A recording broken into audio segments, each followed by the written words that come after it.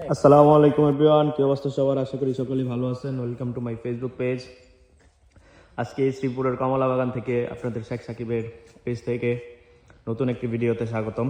আমরা চলে আসছি কমলা বাগানে, সাতকামের একটি কমলা বাগানে। যেহেতু এখানে আমরা দেখতেছিলাম অনেক কমলা টমলা হইতেছিল, মানুষ পোস্ট করছিল, এটাই দেখার জন্য চলে আসছি। এখানে কমলা গাছগুলো বিভিন্ন ধরনের জাত, কোনো গাছের ফল ছিঁড়বেন না, এখানে বিভিন্নভাবে কমলা হয়ে রয়েছে। সুন্দর সুন্দর অনেক বড় অনেক জায়গা নিয়ে তারা এই উদ্যোগটা নিচ্ছে। অনেক সুন্দর সুন্দর কমলা গাছ, কমলা হয়ে রয়েছে।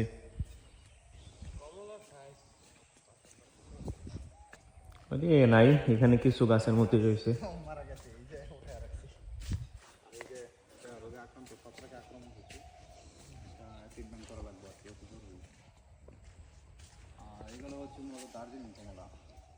এটা সাইট্রাস জাতীয় ফল তো পাকার পর দীর্ঘদিন থাকে। এটা কিন্তু আসলে ওইরকম পরিপক্ক হয় না এখন। এটা জানুয়ারিতে যে তারপর ফুল পরিপক্ক হবে, মিষ্টি হবে। এটা এখনো টক টক আছে,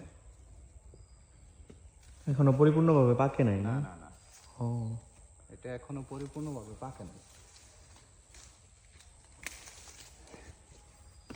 আচ্ছা।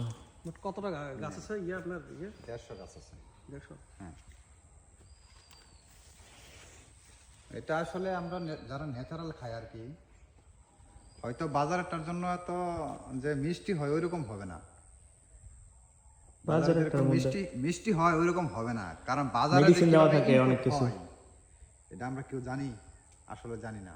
এটা কিভাবে সংরক্ষণ করা হয় তাও আমরা জানি না। তারপর ভুক্তাবার যায় যায়। মূলত কয়শো গাছ লাগানো হয়েছে? 150 গাছ।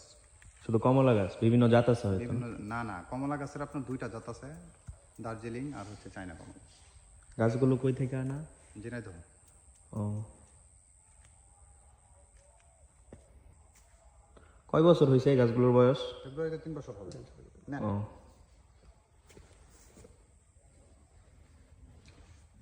এটা যদিও এখনো টক, কিন্তু তারপরও এটা আরো ভালো হইতো সময়।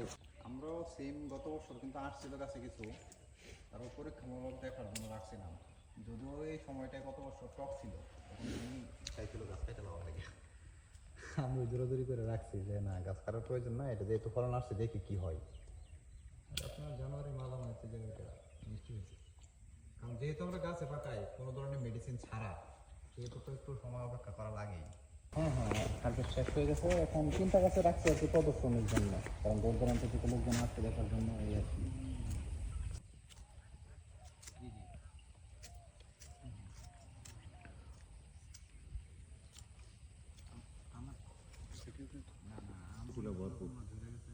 আমরা আস্তে আস্তে দিই, মানুষ যেভাবে আসতেছিল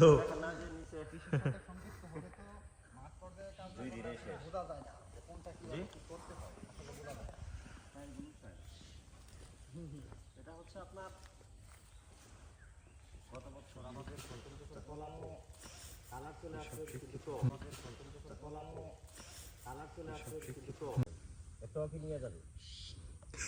এটা গাছে থাকতে থাকতে চামড়াটা হবে একদম শুকিয়ে হয়ে যাবে চামড়া। ডায়াবেটিস মারা যায়। হ্যাঁ হ্যাঁ হ্যাঁ, ডায়াবেটিস মারা যায়। দার্জিলিং আমরা 10 পাইছি, 100 এই দুটো বিষয় হচ্ছে আপনার সবচেয়ে ক্রিটিক্যাল। এটা নিয়ে কোনো কথা নাই। এখানে আমরা মূলত বলতেছিলাম যে আমরা মালিকের সাথে কথা বলবো, তখন মালিক আমাদের সাথে আসছে এবং আমাদেরকে অনেকটুকু সময় দিচ্ছে। তো আমরা এখন মালিকের সাথে কথা বলি। আমি গাছগুলি মানে এই 50টা গাছ আমি উঠায় বানাইতে চেয়েছিলাম গত বছর, এই মানে এই টকের কারণে। পরে আমি আমার জানুয়ারিতে আমার স্কুলে সৃজনী দিলাম আমার বাচ্চার এই কমলা নিয়ে। তখন তো তারা পাগল হয়ে গেছে ধানমন্ডিতে, যে আপনার এই জিনিস কোত্থেকে পাইলেন, পাতা সহ কমলা কেমন আনলেন, এত সুস্বাদু কমলা। এটা একেবারে কালার এমন আসবে, একবার লাল টকটকা হবে কালার। ঠিক আছে, তখন ইনশাআল্লাহ হবে না। আর এই যে এই বছর রাখতে পারলাম না, গতকাল এগুলি থাকতো না। তো আমি তো অসুস্থ অনেকদিন, 2 দিন বাগানে। তারপরে যে মানুষের যে একটা চাহিদা দেখলাম, এগুলি টক আর মিষ্টি দিয়ে আপনি কি করেন, জিনিস হলে হলো বাজার থেকে নেবো না। বাজারে কমলাটা আমি গত 1 মাস আগে ইন্ডিয়া থেকে আসছি, ও ব্যানগালিতে 2 kilo 100 rupee, 2 kilo 100 rupee apple ব্যানগালিতে, উত্তরপ্রদেশে গেছিলাম। তো যাওয়ার আমি তো 80 রুপিলে লে লো তো 2 কেজি নিছি 80 টাকা দিয়া আপেল।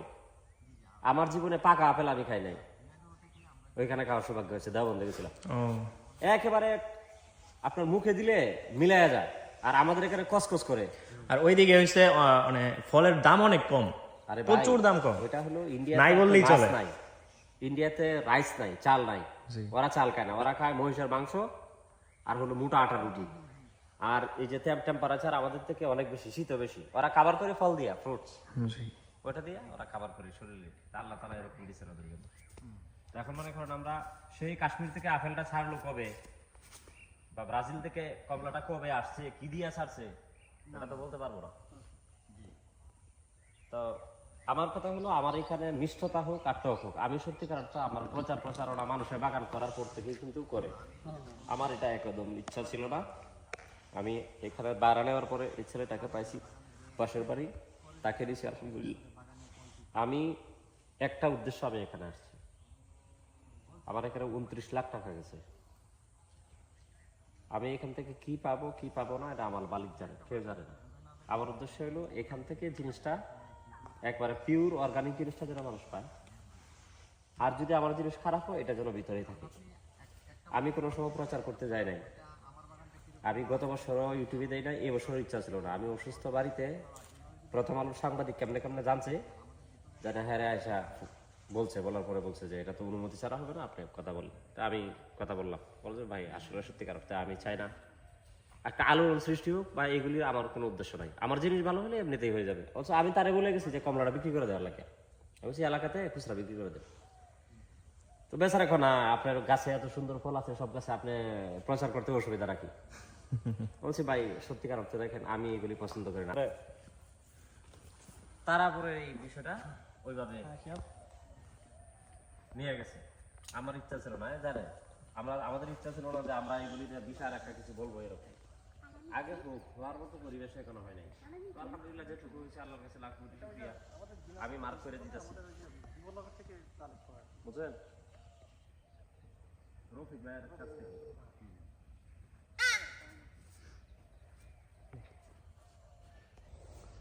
এই যে একটা না, কেমন ফল আসে একটা গাছে? অনেক বড়। আপনার এর নাম কি সম্পূর্ণ? Tawakkalna frozen agro Tawakkalna food and agro. And agro limited. আপনি যদি গুগলে সার্চ দেন, ম্যাপে আসবে, গুগল ম্যাপে জি। এখানে দেখবেন তাওয়াক্কালনা এগ্রো এন্ড ফ্রুটস আর কি ওইভাবে দেওয়া। ঠিক আছে ভাই।